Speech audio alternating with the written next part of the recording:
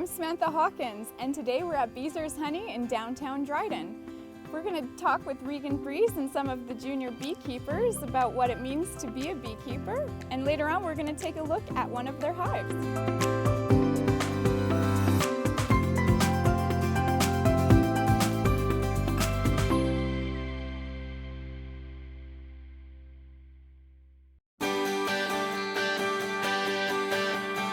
Well, I'd like to introduce two of the colleagues from Beezer's Honey. 2 years ago we started throughout the COVID years, seeing that a lot of kids weren't getting the educational concept of the teachings and so forth like that, and learning because a lot of kids were working from home, and I saw a dysfunction in that. So I started the junior beekeeping course, threw it out on social media. Both these gentlemen were for the starting of the Beezer's Honey junior beekeeping course. This is Tyson Langlis, and this is Benjamin Swanson. You learn about bees and why they're so important. Ideologies that came about for being an instructor for the junior beekeeping courses, it was to follow the science curriculum that the school board had, and also to expand a little bit more on the horizons of it.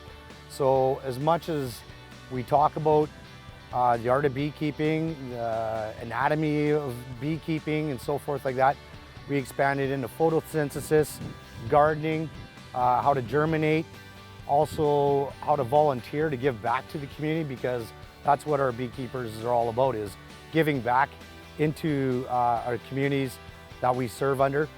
We don't just serve under Dryden as well. We've reached out to every 807 area code, and we've expanded exponentially outside to other communities as well. The biggest thing that we also see within the bees is how to break that stigma and that arrogance of that bees just want to sting. When the honeybee dies, what else dies? Flowers. Flowers. Trees. Trees and everything else, because the bees are basically the ones that do the pollination for our farm animals. They put food back in the shelves, our fruits, our berries, our vegetables, and it goes on and on. So we've had over 60 kids involved in the junior beekeeping course in either Kenora and Dryden. These two individuals beside me, very good friends of mine, known them for years already as it is, but they've also grasped the knowledge in the concept of the art of beekeeping more so than probably most adults do.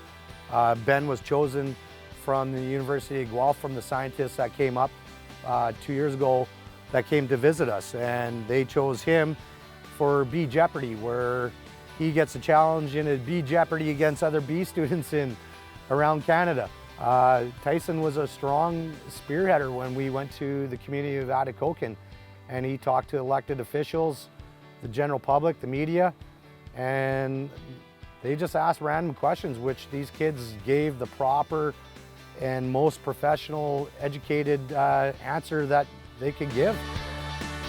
Have either one of you been stung? No. No, and that's the beautiful thing about it, because everybody thinks they have this misconception that bees are just gonna sting you, and bees even know, unless you're a threat, they'll protect what they have, no different than what humans have. We've educated everybody in the 807 area code, which is, I think, kudos to the kids. It's not me. I'm about the pollination. We're not about the financing, but what the kids make and create out of tendering from the bees, it shows a sense of ownership, responsibility, and they get the money back in return. We can make like lip chap, honey, soap bars. Isn't that what we gave the counselors? And that's right. Everything that we attain from the bees, we use ourselves for the products so that we could put some money back in the kids' pockets. I'm very proud of every one of them, because they may not be beekeepers today, they may not be beekeepers tomorrow, but this is something that they're going to instill for the teachings, to learn how to garden, learn how to cook, learn how to make candles, stuff that is very unique that isn't taught in schools or any other programming. So I'm very proud of every student that's ever walked in and dressed in a white suit.